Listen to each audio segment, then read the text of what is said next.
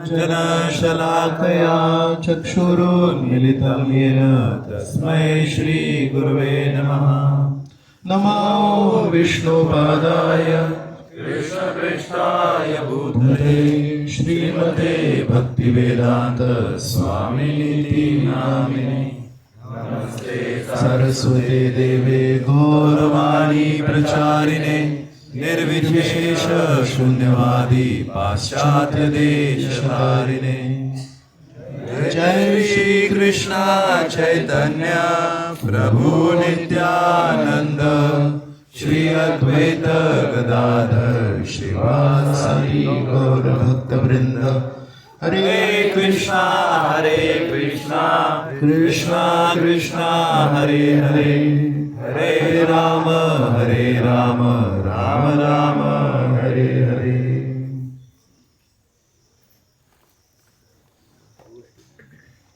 हरे कृष्ण। सर्व भक्तांचं खूप खूप स्वागत। आज एका भक्ताने मला प्रश्न विचारला की आपण इतक्या या दक्षिण भारत प्रदेशात आहोत आणि एवढी मोठी मोठी मंदिरं आहेत आणि काल आपण भगवंताच्या वैभवाबद्दल पण चर्चा केली। प्रत्येक मंदिरामध्ये ते वैभव आहे। ते एका अर्थाने जिथे भगवंतांची एवढी छान पूजा होते आणि एखादा साधारण व्यक्ती पण इथे येईल तर एक लक्षात येईल की एवढा मोठा हा फक्त रस्ता आहे जायचा चारी बाजूनी, म्हणजे हे कोण व्यक्ती आहेत।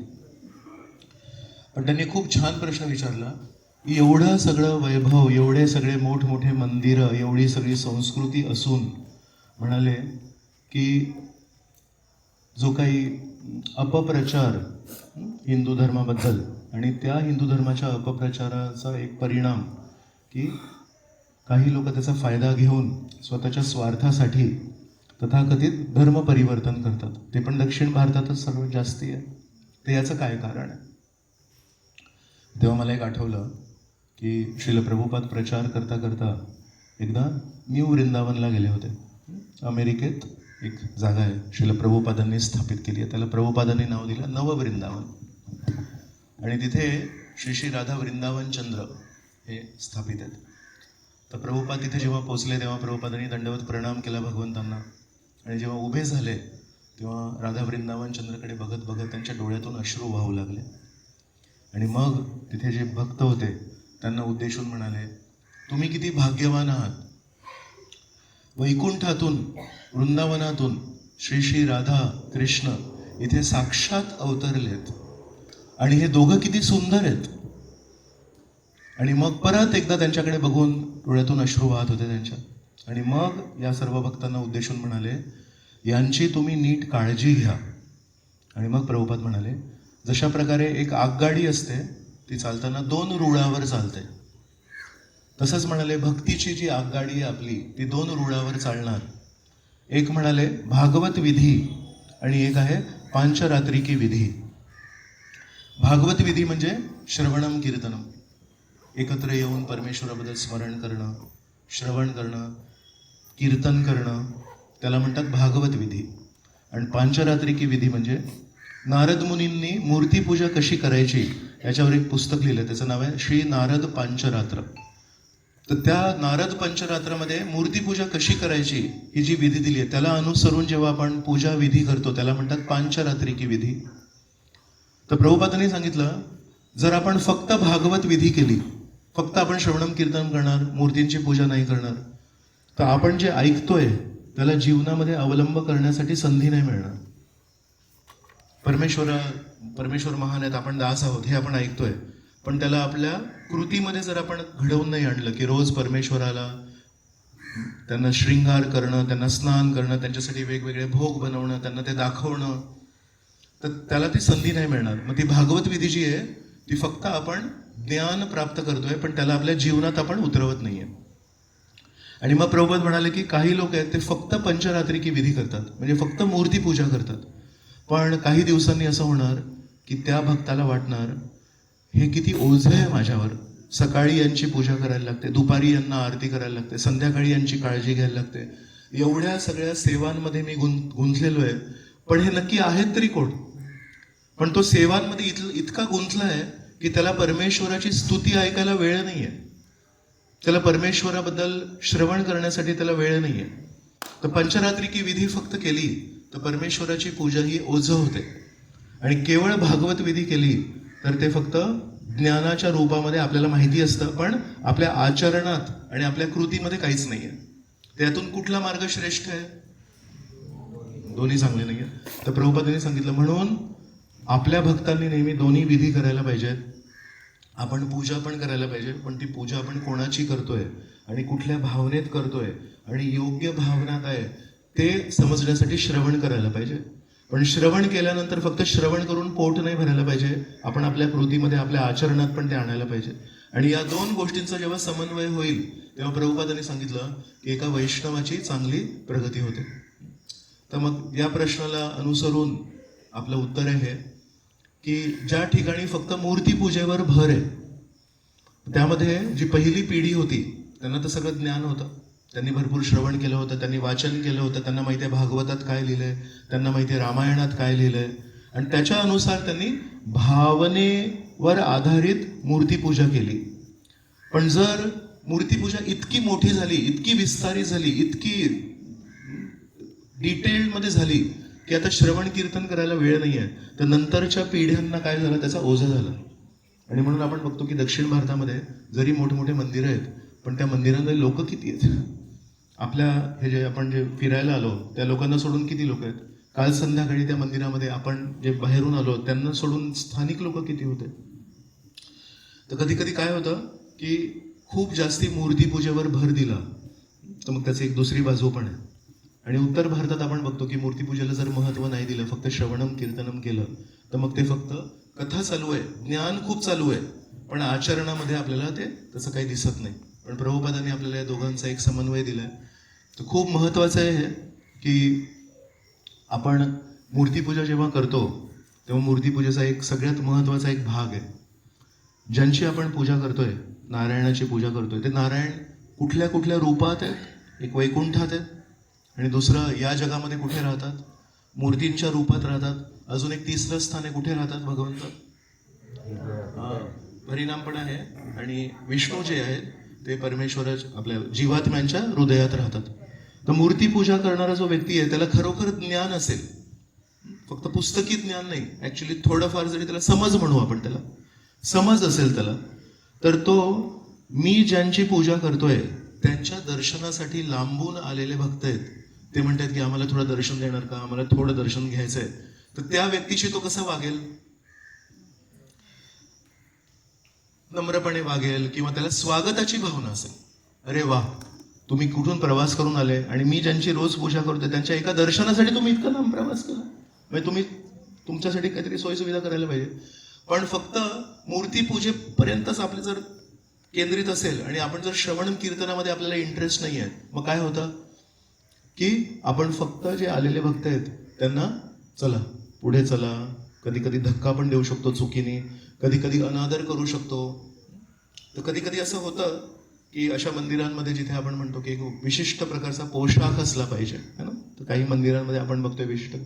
तर एक भक्त सांगत होते की एका मंदिरामध्ये त्यांनी बघितलं 2 वर्षांचं बाळ होतं आणि ते असं खांद्यावरच होतं. तर त्या मंदिरामध्ये त्या 2 वर्षांच्या बाळाला त्यांनी ते टिपिकल जे वस्त्र होते ते नव्हते घातले. तर त्या पुजाऱ्यांनी काल त्या एका मंदिरामध्ये खूप मोठा तिथे आवाज केला आणि म्हणाले याला तुम्ही कपडे का नाही घातले? मग ते म्हणतात अरे 2 महिन्याचं 2 वर्षांचं बाळ आहे, याला कसं करायचं? नाही नाही, त्याला आधी ते कपडे घाला, नाही हे नाही ते नाही. मग काय होतं, आग्रह होतो. नियमांना धरून आपण खूप चालतो पण आपल्याला कळत नाही की जे लोक आले आहेत जरी चुकून मागून आणि ते स्थानिक नाही आहेत, तर त्यांच्याकडून थोडीशी फार चूक जर झाली तर आपण त्याचा आरडाओरडा नाही करायला पाहिजे. ऍक्च्युली आपण त्यांना प्रेमाने मार्गदर्शन करायला पाहिजे की नाही, आमच्याकडे अशी प्रथा आहे की आपण असं असं करायला पाहिजे. तर यातून आपल्या सर्वांसाठी शिकण्याचा बोध काय आहे? आपण कधी पण असं नाही करायला पाहिजे की मूर्तीपूजा महत्वाची आहे आणि श्रवणम कीर्तनम महत्वाचं नाही आहे, श्रवणम कीर्तनम दुय्यम आहे. जर आपण पण इस्कॉनमध्ये श्रवणम कीर्तनाला महत्व नाही दिलं तर आपली पण गती तीच होऊ शकते जी बऱ्याच ठिकाणी झाली आहे की मंदिरं मोठी आहेत आणि पूर्वजांनी बांधली आहेत, पण तिथे जो काही व्यवहार झालाय, तिथे जे काही एकमेकांप्रती अनादर झालाय, त्याच्यामुळे लोकांनी ठरवलंय की परमेश्वर हृदयात आहेत ना, तर माझ्या हृदयात आहे. मी घरी बसून हृदयामध्ये माझ्या परमेश्वराला मी नमस्कार करीन, पण मंदिरात ज्या प्रकारे तुम्ही माझ्याशी वागताय, मंदिरात ज्या प्रकारे तुम्ही आवाज वाढवून बोलताय, कोणी समजा समजावून सांगतंय, मंदिराबद्दलच सांगतोय समजावून, आणि 20 लोक जर उभे आहेत आणि जर तिकडले स्थानिक लोक म्हणतात की नाही नाही चला पुढे चला, इथे थांबायचं नाही, इथे नाही करायचं, तर त्यांना पण तसं समजत नाहीये की हा काय सांगतोय, हा मंदिराबद्दल सांगतोय, हा परमेश्वराबद्दल सांगतोय. उलट त्याच्याबद्दल ते ऐकून परमेश्वराबद्दल अजून मान सन्मान वाढेल, अजून समज वाढेल, अजून प्रेम वाढेल. तर म्हणून ही खूप मोठी शिकवण आहे. तर आपण एक हे दुर्लक्ष न करता येणारं सत्य आहे हे, की जिथे मोठी मोठी मंदिरं आहेत, जिथे जिथे ॲक्च्युली प्राचीन खूप परंपरा आहे आणि परमेश्वराची ॲक्च्युली खूप छान पूजा आजही होते, पण ती हळूहळू कमी होत चालली आहे. का कमी होत चालली आहे? कारण तिथे भगवंत फक्त मूर्ती रूपात आहेत एवढीच समज आहे, पण तेच भगवंत प्रत्येकाच्या हृदयात आहेत ही समज नाही आहे. तर श्रीमद भागवतामध्ये 11व्या स्कंदामध्ये 3 प्रकारचे वैष्णव सांगितलेत. एक असतं कनिष्ठ अधिकारी, एक असतो मध्यम अधिकारी आणि एक असतो उत्तम अधिकारी. तर कनिष्ठ अधिकारीबद्दल काय सांगितलंय? म्हणतात की तो व्यक्ती फक्त एकच माहिती आहे त्याला की इथे परमेश्वर आहेत आतमध्ये, आणि तो त्या परमेश्वराला खूप मान सन्मान देतो, खूप छान नमस्कार करतो. पण त्या परमेश्वराशी संबंधित जर कोणी जीवात्मा असेल, तो म्हणतो हा काय जीवात्मा, याला पण 2 नाकपुड्या, मला पण 2 नाकपुड्या, याला पण 2 हात, मला पण 2 हात, तर तो वैष्णवांचा सन्मान नाही करत. त्याला म्हणतात कनिष्ठ अधिकारी. खूप चांगली गोष्ट आहे, कमीत कमी तो एका स्तरावर आला की तो परमेश्वराला स्वीकार करतोय. पण वैष्णवांच्या श्रेणीमध्ये तो सगळ्यात खालच्या स्तरावर आहे. मग येतो मध्यम अधिकारी. मध्यम अधिकारी काय करतो? परमेश्वरावर प्रेम करतो, वैष्णवांशी मैत्री करतो, जे इनोसेंट लोक आहेत, निरागस लोक आहेत, त्यांना मार्गदर्शन करतो, आणि जे द्वेषी लोक आहेत त्यांना दुर्लक्ष करतो. प्रेम, मैत्री, कृपा, उपेक्षा. तर 4 प्रकारच्या लोकांशी 4 प्रकारचे तो व्यवहार करतो. तर याच्याबद्दल आपण थोडीशी चर्चा करूया. परमेश्वराप्रती काय आहे? हृदय, प्रेम. आणि वैष्णवांप्रती काय आहे? मैत्री. तर कुठले वैष्णव? सगळे वैष्णव. असं नाही की अमुक अमुकच वैष्णव. जे कोणी परमेश्वराच्या दर्शनासाठी आलेत, त्यांना परमेश्वराबद्दल श्रद्धा आहे म्हणून पैसे खर्च करून आलेत, तर म्हणून प्रत्येक वैष्णवाशी मैत्री पाहिजे. आणि जे इनोसेंट लोक आहेत, ज्यांना काही माहिती नाही पण ऐकायला तयार आहेत, त्यांना छान आपण मार्गदर्शन करायला पाहिजे आणि त्यांना सांगायला पाहिजे परमेश्वर कोण आहेत, आपण कोण आहोत, आपलं त्यांच्याशी काय नातं आहे. आणि जे द्वेषी लोक आहेत त्यांना उपेक्षा करायला पाहिजे. उपेक्षा म्हणजे त्यांना दुर्लक्ष करायचं, त्याच्यामध्ये जास्ती लक्ष नाही द्यायचं. का? तर द्वेषी लोकांसोबत आपण जेवढा संवाद साधू तेवढं विष ऐकायला लागतं. आणि मध्यम अधिकारीकडे कधी कधी तेवढी शक्ती नसते की तो त्या द्वेषाला योग्य उत्तर देईल. आणि मग त्याच्यावर आहे उत्तम अधिकारी. उत्तम अधिकारीची चेतना काय आहे? उत्तम अधिकारीची चेतना आहे, उत्तम अधिकारी म्हणतो या जगामध्ये सगळेजण परमेश्वराची सेवा करतायत, फक्त मी एकटाच आहे, मी आजपर्यंत कधी परमेश्वराची सेवा नाही केली. खरोखर त्याला मनापासून असं वाटतं मी फक्त आजपर्यंत कृती केली, मी आजपर्यंत फक्त हात चालवले, पाय चालवले, पण मनापासून कधी परमेश्वराची सेवा भावना नाही ठेवली. भक्तिविनोद ठाकूरांचं एक भजन आहे, त्याच्यामध्ये आपण ऐकतो आमार जीवन सदा पापे रत नाहीक पुण्येर लेश. तर जेव्हा ते जीवनाच्या शेवटी असं म्हणतात की माझ्या जीवनामध्ये फक्त मी पाप केले, एकदा पण कधी पुण्य नाही केलंय, तर आपल्याला समजायला पाहिजे कोणी एक वैष्णव आहे ज्यांचं पूर्ण आयुष्य परमेश्वराला समर्पित जगलेत, पण त्यांच्या मनातून ही एक खरोखर प्रामाणिक नम्र भावना येते, मी आजपर्यंत परमेश्वराची सेवाच नाही केली. तर अशा प्रकारे एक हा विचार मला असा वाटला आज सकाळच्या एका संभाषणातून मांडावा असं वाटलं. आणि याच्यातून एक परत पुन्हा पुन्हा आपल्याला लक्षात येतं की आपल्या आचार्यांनी आपल्याला जे काही दिलंय शिकवणी त्या किती महत्त्वाच्या आहेत. सोन्याचे दागिने परमेश्वरावर जे आहेत ते तर खूप मौल्यवान आहेत, पण त्या परमेश्वराला समजून घेण्यासाठी आणि त्या परमेश्वराशी नातं जोडण्यासाठी जे सोनेरी शिकवणी आहेत त्या किती मौल्यवान आहेत. आपल्यामधून किती लोक जन्माने वैष्णव आहेत, पण आपल्याला सर्वांना योग्य शिकवणी देऊन, योग्य भावना देऊन आज आपण इथे पोचलोय की जिथे स्थानिक लोक जास्ती दिसत नाही आहेत, पण आपण एवढा प्रवास करून येतोय. तर खूप खूप आपल्या आचार्यांप्रती आपली कृतज्ञता असली पाहिजे. ही पहिली गोष्ट. एक दुसरी गोष्ट की कालचा जो प्रश्न उत्तर झाला त्याच्यामध्ये भरपूर प्रश्न उत्तर झाले, त्याच्यानंतर मी संध्याकाळी भरपूर त्याच्यावर विचार करत होतो. एक मला विचार मांडावा असं वाटलं की आपण काल चर्चा करत होतो की श्री चैतन्य महाप्रभूंनी जरी काल कृष्णदासला दूर लोटलं आणि नंतर नित्यानंद प्रभूंनी कृपा दिली, पण मी थोडा विचार केला त्याच्यावर की त्यांनी दूर लोटलं म्हणजे ज्या दिवशी ती घटना घडली की काल कृष्णदास श्री चैतन्य महाप्रभूंना सोडून गेला, त्याच दिवशी त्याला सोडलं का? त्याला घेऊन आले. तर मी म्हटलं कन्याकुमारी आणि तिरुवनंतपुरम आणि तिरुवनंतपुरम नंतर आदिकेशव नंतर वर्कला. तर कन्याकुमारी नंतर ही घटना घडली, पण त्यानंतर या 3 ठिकाणी ते होते त्यांच्यासोबत. जेव्हा श्री चैतन्य महाप्रभू इथे आले आदिकेशव मंदिराला, तेव्हा ती घटना घडून गेलेली होती. पण श्री चैतन्य महाप्रभू जेव्हा इथे आले तेव्हा बालकृष्ण सोबत घेऊन आले. याच्यानंतर पूर्ण उत्तर भारतामध्ये, पश्चिम भागाच्या उत्तर भारतामध्ये नाशिकपर्यंत गेले श्री चैतन्य महाप्रभू. नाशिक नंतर परत विद्यानगरला गेले, जिथे रामानंद राय होते. रामानंद राय म्हणजे राजमंड्री, गोदावरी नदी जिथे बे ऑफ बेंगॉलमध्ये भेटते आंध्र प्रदेशमध्ये, तिथे रामानंद राय राहत होते. तर काय झालं की या मंदिरामध्ये त्यांना खूप छान उच्च कोटीचे वैष्णव भेटले श्री चैतन्य महाप्रभूंना. आणि एका वैष्णवाला जेव्हा एक वैष्णव भेटतो तेव्हा तो काय बोलणार त्याच्याशी? तो म्हणतात मच्चित्ता मद्गत प्राण बोधयंत परस्परम कथयंतश्च माम नित्यम तुष्यंती च रमंती च. तर त्यांना म्हणणार तुम्ही पण वैष्णव, मी पण, तुम्ही थोडं सांगणार का मला आदिकेशव स्वामींबद्दल? आणि मग श्री चैतन्य महाप्रभूंनी स्वतःच्या मनातले त्यांचे जे साक्षात, तर म्हणतात त्यांना खूप छान उच्च कोटीचे वैष्णव भेटले आणि खूप छान गहन चर्चा केली त्यांनी परमेश्वरावर. भागवतामध्ये खूप छान श्लोक आहे, त्याच्यामध्ये म्हणतात स्मरंत स्मारयंतश्च मिथ ओघ अघहरम हरिम भक्त्या संजातया भक्त्या बिभ्रती उत्पुलकाम तनुम. तर यामध्ये पहिल्या ओळीमध्ये लिहिलंय स्मरंतस स्मारयंतस. संस्कृत भाषेमध्ये पठन पाठन असतं, यजन याजन असतं. यजन म्हणजे मूर्तीपूजा आणि याजन म्हणजे दुसऱ्याकडून करून घेणे, अर्थात दुसऱ्याला शिकवणे. पठन म्हणजे मी वाचन करणार, पाठन म्हणजे दुसऱ्याकडून वाचन करून घेणार, अर्थात दुसऱ्याला शिकवणार. तर पठन पाठन, यजन याजन. तसं स्मरंतस स्मारयंतस याचा काय अर्थ होईल? स्वतः स्मरण करणं आणि दुसऱ्यांना स्मरण करून घेणं. तर या भागवताच्या श्लोकामध्ये लिहिलंय जेव्हा भक्तांमध्ये स्मरंतस स्मारयंतस होतं, त्याच्यामुळे काय होतं, श्रीकृष्ण खूप प्रसन्न होतात की हे एकमेकांशी जेव्हा भेटतात तेव्हा माझ्याबद्दल बोलतात, आईबद्दल बोलतात, वडिलांबद्दल. आई वडिलांना काय पाहिजे की दोघं मुलांनी नेहमी सुसंस्कृत राहायला पाहिजे आणि आई वडिलांची जी इच्छा आहे ती पूर्ण करायला पाहिजे, तसं श्रीकृष्ण आवडतं. दुसऱ्या वेळी लिहिलंय जर असं झालं, स्मरंतस स्मारयंतस झालं, तर म्हणतात मिथ, 2 जणांमध्ये हे चाललंय, म्हणतात अघ ओघ हरम हरिम. अघ म्हणजे पाप, ओघ म्हणजे लाटा. समुद्रामध्ये जितके लाटा असतात त्याला म्हणतात ओघ. तर अघ ओघ म्हणजे आपल्या जीवनामध्ये पापांच्या फक्त लाटा आहेत.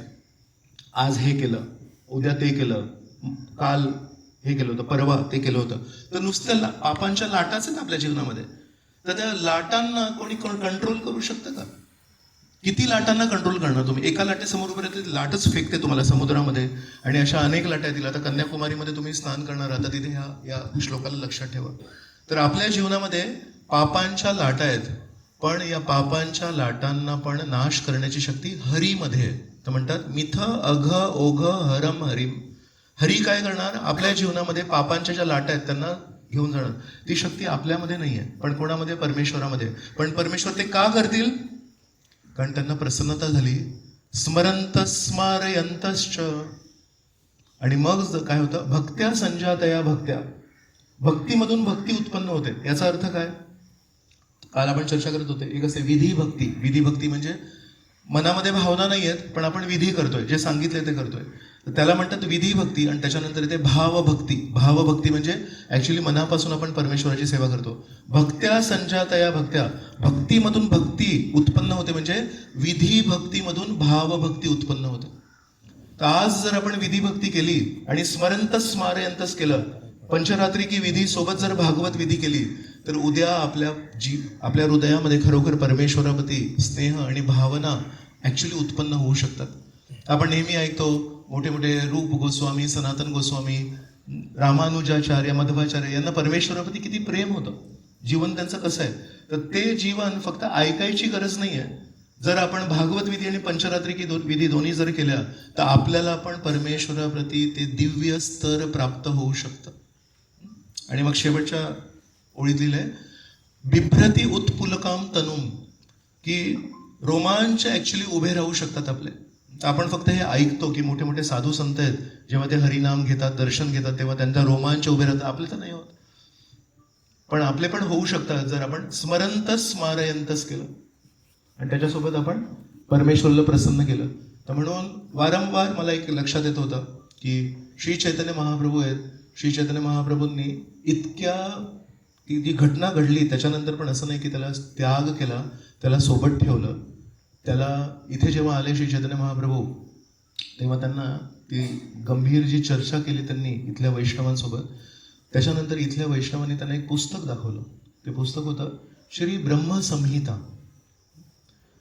तर ब्रह्मदेवाने परमेश्वराच्या स्तुतीमध्ये एक पुस्तक लिहिले, ते आहे श्री ब्रह्मसंहिता. त्याच्यामध्ये 100 अध्याय होते मूळ. तर इथे जेव्हा महाप्रभू आले तेव्हा त्यांना फक्त एकच अध्याय मिळाला, 5वा अध्याय. आणि त्या एका अध्यायामध्ये श्री चैतन्य महाप्रभूंना इतका छान सिद्धांत मिळाला. तर श्री चैतन्य महाप्रभू मनातल्या मनात म्हणत होते, सिद्धांत शास्त्र नाही ब्रह्मसंहितार सम, गोविंद महिमा ज्ञानेर परम कारण. परमेश्वराची जी महिमा आहे ती कुठे दिली आहे, जर दिली असेल कमीत कमी अक्षरांमध्ये, कमीत कमी शब्दांमध्ये जर कुठे दिली असेल तर ते आहे ब्रह्मसंहिता. श्री चैतन्य महाप्रभूंना इतका आनंद झाला ते ऐकून. आणि म्हणून इथून परत रामानंद रायला भेटायला कशाला गेले, विद्यानगरला. कारण रामानंद राय आणि त्यांच्या संवादामध्ये जे काही निष्कर्ष आले होते ते त्यांना त्या ब्रह्मसंहितेमध्ये दिसले. आणि जसं त्या मदुराईच्या ब्राह्मणाला एक भावना त्यांनी व्यक्त केली होती, पण शास्त्रांमध्ये जेव्हा दिसलं तेव्हा तो पुरावा मिळाला, मग परत गेले. तसं श्री चैतन्य महाप्रभू ऑलरेडी इथून रामानंद रायला भेटून इथपर्यंत आले होते, पण या पुस्तकामध्ये त्यांना जेव्हा ते शास्त्रांचं ते सिद्धांत दिसलं तेव्हा रामानंद रायला ते सांगण्यासाठी की अरे आपली जी चर्चा झाली आणि त्याच्यातून जो निष्कर्ष लागला तो या पुस्तकात दिलाय, तर ते सांगण्यासाठी परत विद्यानगरला गेले आणि तिथून मग जगन्नाथपुरीला गेले. हे जे श्री ब्रह्मसंहिता आहे हे पण आपण गाऊया. पण खूप ही सुंदर मला एक भावना, काल मी थोडंसं मनन करत होतो की याच्यातून अजून काय शिकू शकतो. ते एक लक्षात आलं की श्री चैतन्य महाप्रभूने त्याला त्यागलं नाही, त्याला सोबतच ठेवलं. पण जेव्हा पुरीला परत पोचले तेव्हा मग भक्तांना सांगितलं की यांनी अशी अशी चूक केली आहे म्हणून.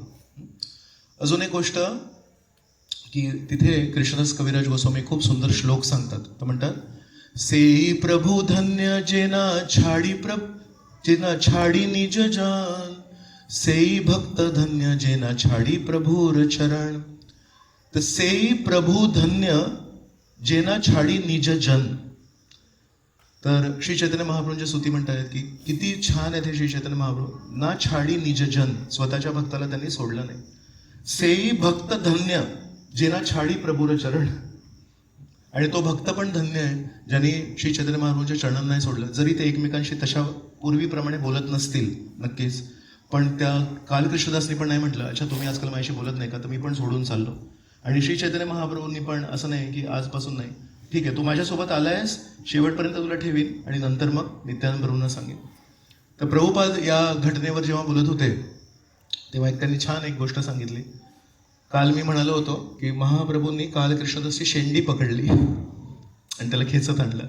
तर तेव्हा प्रभुपाद म्हणाले की आपण पण आपली शेंडी थोडी ठेवायला पाहिजे का. तर शेंडी जेव्हा ठेवली आपण आणि समजा चुकून मागून आपल्याकडून काही चूक झाली तर कमीत कमी भगवंतांना आपल्याला धरायला काहीतरी मिळतं. कारण आपले हात धरले तर आपण काय करणार. समजा यांना माझ्यावर राग आलाय किंवा हे मला सोडून चाललेत, हे म्हणतो अरे जाऊ नको जाऊ नको, हा काय करणार, हात झटकतो ना आपण. आपल्याला समजा या बाजूला जायचंय आणि कोणीतरी आपल्याला असं खेचतो आपण हात झटकतो, राईट. तर हात ठेवून काय फायदा नाहीये. अशी एक गोष्ट ठेवायला लागणार जी धरून आपल्याला कोणतरी आणू शकतात. तर म्हणून माझ्या या बाजूला बसल्या सगळ्यांचं सौभाग्य आहे की लहानपणापासून त्यांच्याकडे आहे. म्हणून ओव्हरऑल तुम्ही जर बघितलं तर भक्तीमध्ये माताजी लोक जरा पुढे असतात का, त्यांची लांब असते शेंडी, त्यांची शिखा लांब असते. आपल्याला थोडी चांगली शिखा ठेवायला पाहिजे की आपले गुरु, आपले भगवंत आपल्याला कधीतरी चुकून जर काही चूक झाली तर धरून आपल्याला परत आणतील.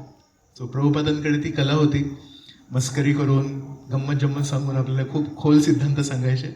सो बेसिकली आपण कधी पण वैष्णवांच्या अवतीभोवती राहिलो तर चुकून जरी पाय घसरला तर कधीतरी आपल्याला शिखा धरतील आणि माताजी लोक त्यांची वेणी धरतील आणि त्यांना वाटलं कुठे चाललायस तू मागे ये म्हणून. काल आपण संक्षिप्त रूपामध्ये कारणोदक्षाई विष्णू गर्भोदक्षाई विष्णू बद्दल बोललो, पण आपल्या यात्रेमध्ये नक्कीच काहीतरी असे कोणीतरी असे भक्त असतील ज्यांना हे माहिती नाही, त्यांच्या माहितीसाठी ते पण सांगणं थोडंसं गरजेचं आहे. तर म्हणतात परमेश्वर वैकुंठात आहेत आणि तिथे कधी कधी कोणी जीवात्मे आपण होतो तिथे सर्व भगवंतांसोबत होतो, पण कधीतरी मनामध्ये असा विचार येतो खरा की ना मला ना हे या जगामध्ये इथे वैकुंठामध्ये बघतोय सगळे परमेश्वराची स्तुती करतायत, सगळे परमेश्वराचेच गाणे गातायत, सगळा जो स्वयंपाक होतोय तो पण परमेश्वरासाठीच होतोय, थोडा मला सुट्टी देणार का, एक दिवसासाठी सुट्टी देणार का मला. तर कधी कधी मनामध्ये ती इच्छा निर्माण होते.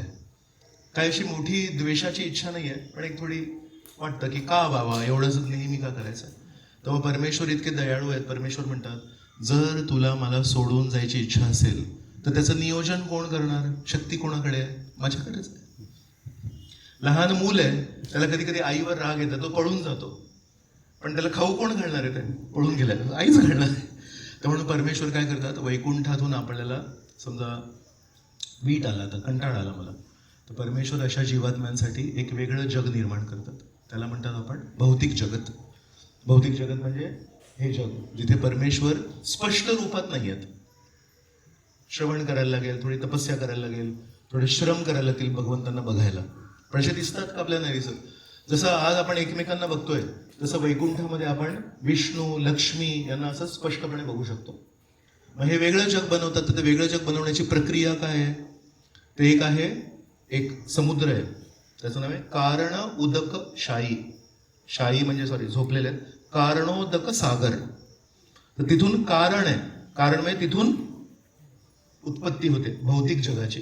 तर त्या कारणोदक समुद्रामध्ये शाई, शाई म्हणजे झोपतात, शेष शाई, शेषवर जे झोपतात ते विष्णू. तर त्या कारणोदक समुद्रामध्ये एक विष्णू आहेत, ते असे योग निद्रेत असतात. योग निद्रा म्हणजे ती आपल्यासारखी तमोगुणी झोप नाही आहे. योग निद्रा म्हणजे त्यांची ती शक्ती आहे की ते आराम करता करता पण सगळी सृष्टी होते. आपण जेव्हा आराम करतो तेव्हा अनेक वेळा नाश होतो आणि परत सृष्टी करण्यासाठी आपल्याला जागा व्हायला लागतं. पण परमेश्वर इथे अनंत पद्मनाभ स्वामी मंदिरामध्ये असे आराम करतात आणि सगळं काही आपोआप होते. तर तेवढी शक्ती आहे त्यांची. परास्य शक्तीर विविधैव श्रूयते स्वाभाविकी ज्ञान बलक्रियाच्या. सो ते जे महाविष्णू आहेत त्यांना इतके मोठे ते कारणोदक्षाई विष्णू, तर त्यांना एक दुसरं नाव आहे महाविष्णू. जसं आपण म्हणतो आपल्या देशात आपलं जे राज्य आहे ते खूप मोठं आहे, तर त्याला म्हणतात महाराष्ट्र. महाराष्ट्र म्हणजे सगळ्यात मोठं राष्ट्र. कोणी विस्तृत चेतनेचा व्यक्ती असेल, वसुधैव कुटुंबकम, तर त्याला आपण म्हणतो महात्मा. महात्माचा अर्थ काय, महान आत्मा. त्याची दृष्टी आहे, शरीर त्याचं छोटं आहे पण त्याची दृष्टी खूप विशाल आहे, तर त्याला म्हणतात महात्मा. तसं हे जे कारणोदक्षाई विष्णू आहे त्यांना एक नाव आहे महाविष्णू. तर त्यांच्या रोम छिद्रातून एक एक ब्रह्मांड तयार होतं. तर आज हे जे ब्रह्मांड आहे ज्याच्यामध्ये आपण राहतोय त्याची रुंदी किती, त्याची लांबी किती आणि त्याची खोली किती हे वैज्ञानिकांना नाही माहिती आहे, म्हणतात अनलिमिटेड आहे. तर विचार करा आपल्या शरीरावर किती रोमछिद्र आहेत आणि मोजू नाही शकत आपण. तेवढ्या सर्व एकेका रोमछिद्रातून जेव्हा महाविष्णू श्वास सोडतात तेव्हा तो ब्रह्मांड असा लहानसा असतो, इथे आपल्या रोमछिद्रातून असा तो बाहेर पडतो महाविष्णूच्या आणि थोडा थोडा थोडा मोठा होत जातो.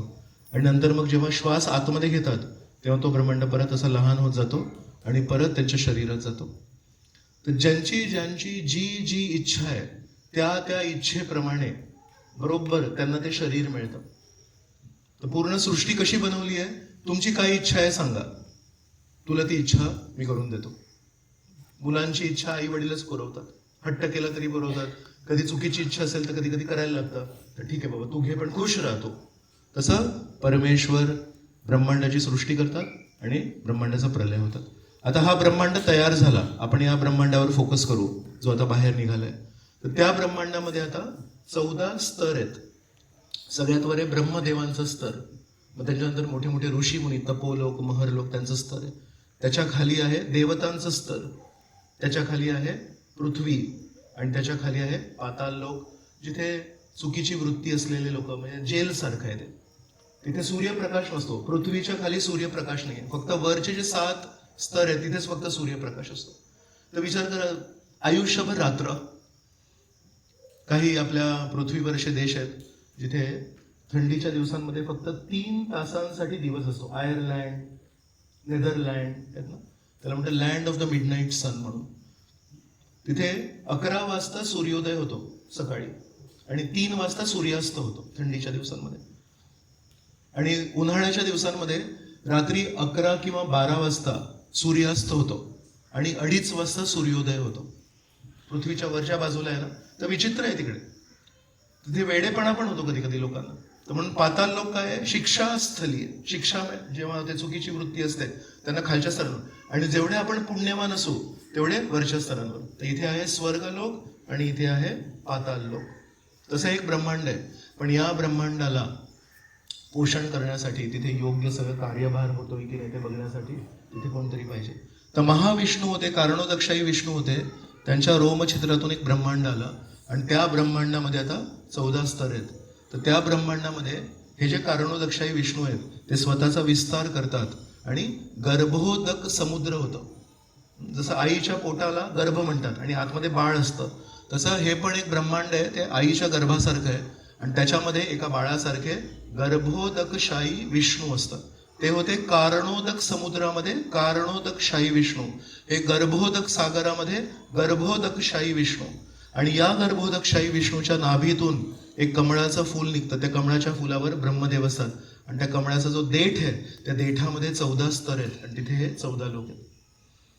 आणि मग या ब्रह्मांडामध्ये जेवढे अवतार येतात, राम अवतार असतील, वामन अवतार असतील, ते अवतार कुठून येतात? गर्भोदकशाही विष्णूच्या नाभीतून जो कमळ निघालाय त्याच्यावर तर सृष्टी आधारित आहे 14 स्तरांमध्ये. तर अवतार कुठून येतील? तर हे गर्भोदकशाही विष्णू आहेत, हे 3रं रूप घेतात. आणि त्या ब्रह्मांडाच्या आतमध्ये एक छोटंसं ग्रह असतं, तिथे दुधाचा समुद्र असतो, म्हणून त्याला म्हणतात क्षीरसागर. क्षीर म्हणजे दूध, तर क्षीरसागर म्हणजे दुधाचा समुद्र.